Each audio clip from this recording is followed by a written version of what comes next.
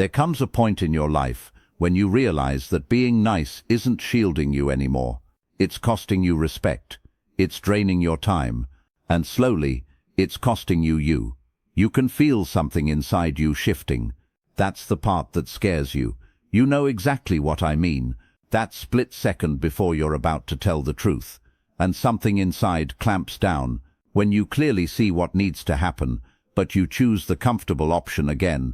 When you see the line you're meant to cross and you step back one more time. Every time you do that, a piece of you goes dim. The part that knows you're capable of more. The part that sees through the manipulation. The part that's tired of pretending. Machiavelli didn't write to turn people into monsters. He wrote to stop them from being blind. He stripped the fantasy away and saw the world without the filter of wishful thinking.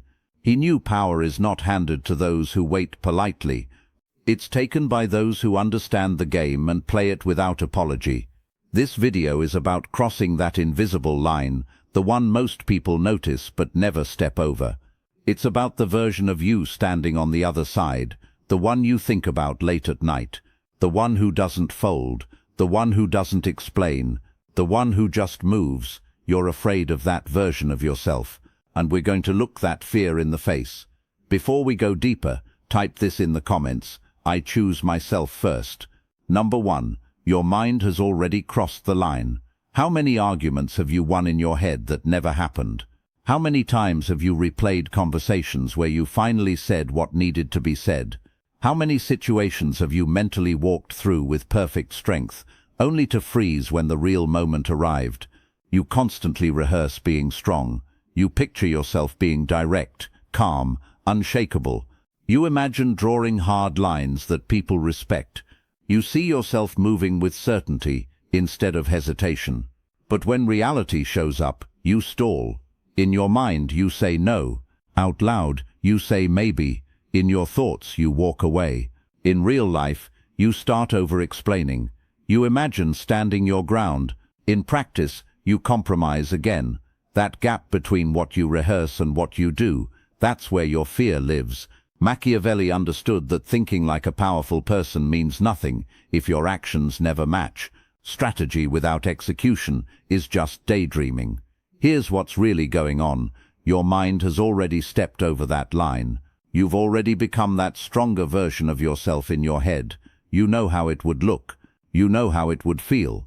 You've run the scenario 1,000 times, but you refuse to bring it into reality. Because the moment you start embodying that energy in the real world, people will notice. They'll respond. Some will adapt. Some will push back. Right now, you're living in a double life. Powerful in your fantasies, safe in your behavior.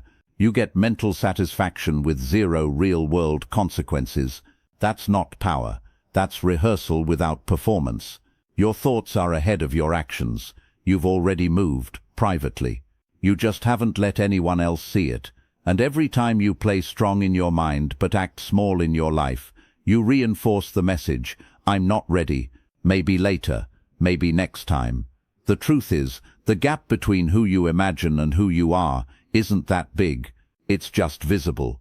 The second you take one action that matches the strength you've been practicing internally, everything changes. The fantasy becomes fact. Stop waiting to feel ready. You won't. You move first. The feeling of readiness shows up after. Number 2. Your silence is profitable to someone else.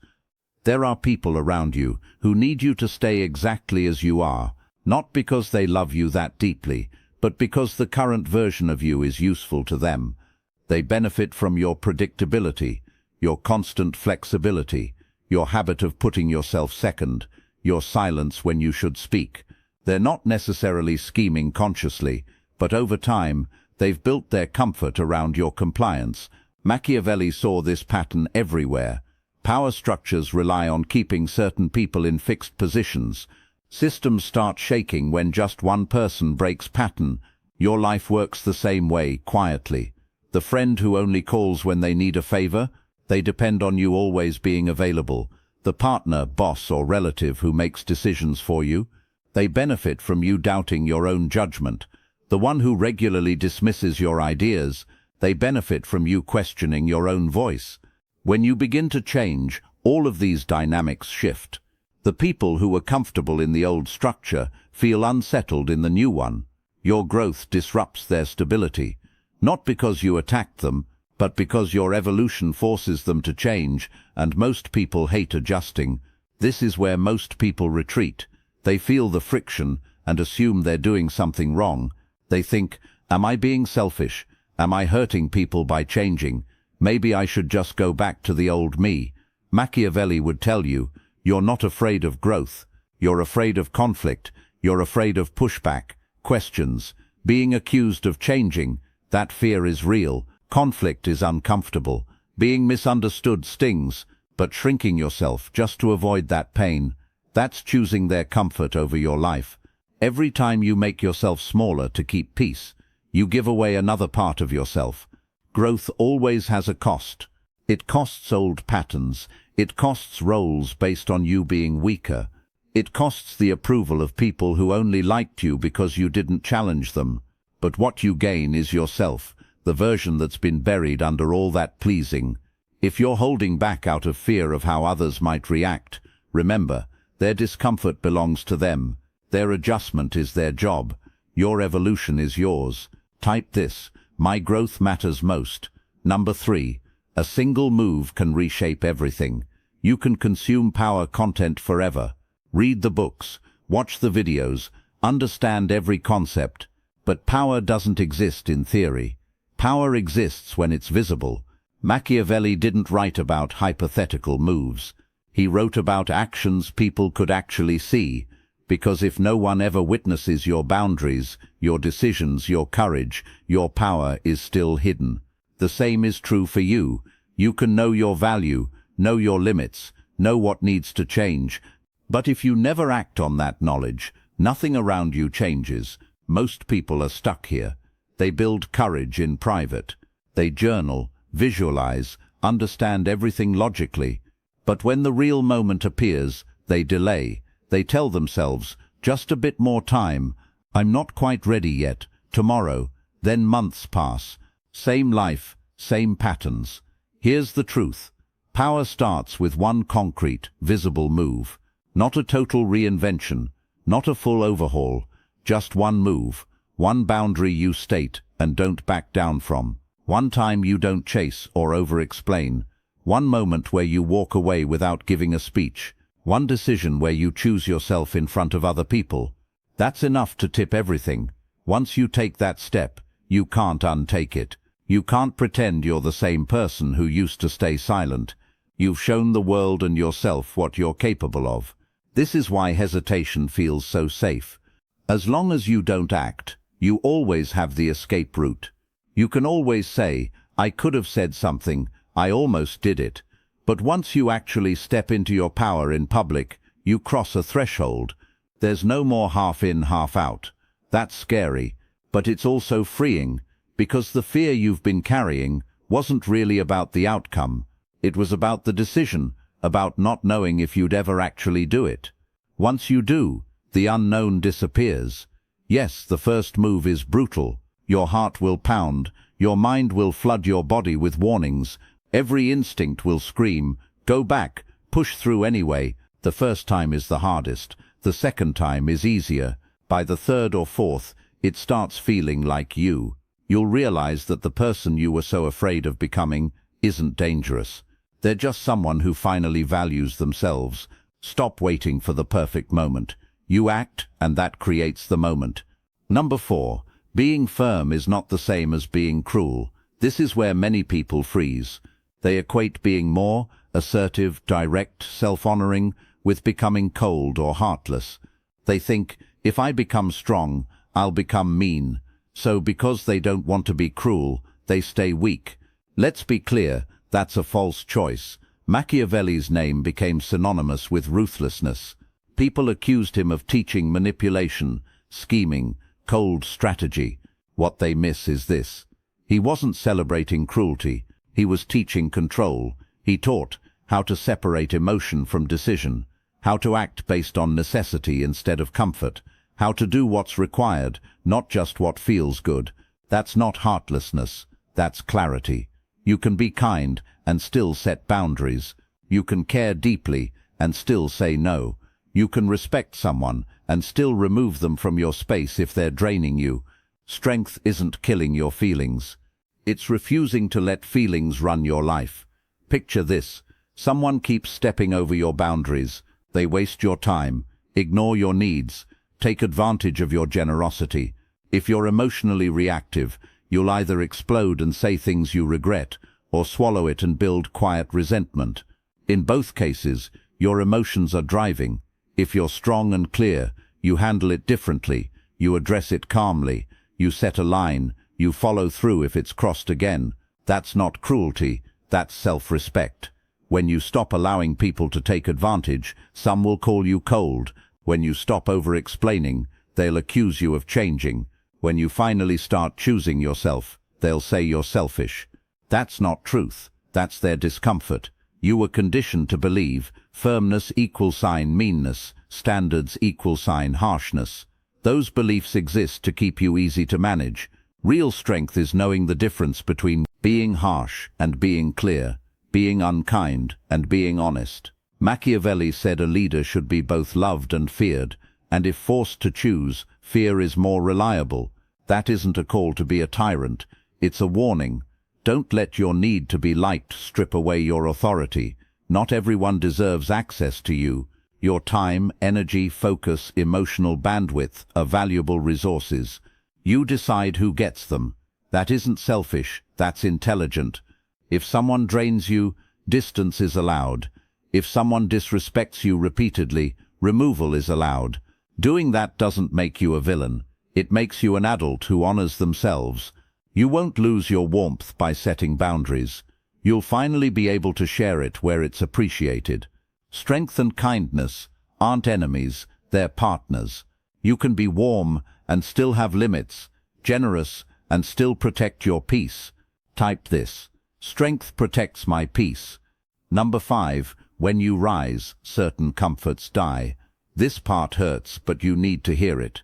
When you step into your power, you will lose something. Not everything, but something real. You'll lose a certain kind of affection, the kind that only existed when you stayed small. Some people care about you, but they care about the version of you that never pushed back, always made space, never forced them to grow. When you stop playing that role, their behavior shifts. Sometimes their warmth disappears. It's confusing, because you didn't attack them.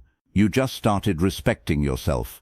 But for them, it feels like a threat, because the relationship was built on you staying in a certain place, and now you're walking out of it. Machiavelli watched this constantly. Whenever someone claimed their power, they lost supporters, not because they became monsters, but because they stopped performing. Your life will mirror that pattern in quiet ways. The person who felt important because you always needed advice, they lose that importance when you trust yourself. The person who felt superior because you doubted everything, they lose that edge when you start believing in your own decisions. When those roles vanish, some people pull away. That's the cost. You cannot rise without letting go of comfort, built on your own self-abandonment. And yes, you will miss it, even when you know it wasn't real support. You'll miss the easy connection, the familiar patterns, the feeling of belonging, even if it required you to shrink. But here's the truth. Affection that depends on you staying small is not support. It's dependency. Real support adapts, celebrates your growth, might struggle but doesn't punish you for evolving. If someone's love only flowed when you were easy to control, that wasn't love. That was comfort for them. Losing that still stings. But it's not the same as losing something healthy. Machiavelli understood this trade well. He accepted the loss. He chose truth and power over fake safety. That's your choice too. Keep relationships built on you staying quiet and compliant, or step into your power and see who remains. Yes, some will leave, that's guaranteed, and yes, it will hurt. But the ones who stay, those connections deepen, because now they're based on who you actually are, not on who you toned yourself down to be. New people will also enter your life, people who meet the real, unshrunk you. You lose shallow approval. You gain real respect. The transition is rough. There's an in-between phase where it's just you and your decision. But that doesn't last forever. On the other side, you'll find people who appreciate your strength, who respect your boundaries, who cheer on your growth instead of fearing it. And most importantly, you'll finally meet yourself. Type this: real support celebrates growth. Number 6. Your silence becomes your filter. Real power doesn't shout. It doesn't beg to be recognized. It simply is. One of the clearest signs you've stepped into your power is this: you stop reacting to everything. You start choosing what's worthy of your energy. Most people live in permanent reaction. Something happens, roan immediate response. Someone says something, roan instant defense. Any drama appears, automatic involvement. They're always on, always triggered, always engaged. Powerful people operate differently. They pause, they observe, they weigh. Is this worth my response? Machiavelli watched countless leaders burn themselves out, trying to address every criticism, rumor, challenge. The ones who lasted were selective. They knew which fights mattered, which noise was beneath their attention. That's the shift you need. Stop treating every word, every situation, every provocation as if it deserves the same level of you. Most don't. Some things require your full intensity. Some deserve a measured answer. Most deserve nothing at all. Not because you can't respond, because responding does nothing but drain you. Example: someone throws an insult, clearly trying to get a rise out of you. Old you reacts, defends, explains. New you stops, asks, does this person's opinion shape my life in any meaningful way? Realizes the answer is no. Then you move on. That isn't avoidance, that's discipline. When you don't react, you keep your power. You didn't give your peace away just because someone wanted attention. This applies everywhere. Unnecessary drama, pointless arguments, situations that don't align with who you're becoming. You start asking, does this move me forward? Does this align with my standards? Is this mine to fix? If the answer is no, you let it pass. Machiavelli said true strength is a blend of the lion, force when needed, and the fox, wisdom to know when not to strike. You engage when it matters. You stay still when it doesn't. When you begin living like this, people notice the difference. You're not as easy to provoke. You're not as easily pulled into messes. You're not constantly explaining yourself. Some will respect it. Others will test harder, trying to crack your calm. That's your real exam. If you can stay grounded while being poked, prodded, provoked, you've shifted into a different level of power. Because once people realize, I get nothing from trying to trigger them, they stop. Silence is not weakness, it's a filter. You're not disengaged from life. You're disengaged from what doesn't deserve you. Number 7. Only full commitment kills the fear. This is the last piece and the most important. Everything we've talked about, the mental rehearsals, the pushback from others, the visible move, the confusion about strength versus cruelty, the cost of old affection, the new silence and selectivity, all of it leads to one point: decision. The decision to become the person you're currently afraid of becoming. Fear doesn't live in outcomes. Fear lives in indecision. As long as you're half old self, half new self, half committed, half hesitant, fear will dominate you. It will show you every worst-case scenario, remind you what you might lose, keep you pacing inside the gap between who you are and who you could be. That gap is the breeding ground for anxiety, self-doubt, overthinking.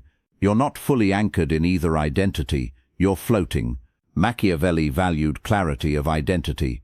Half measures fail.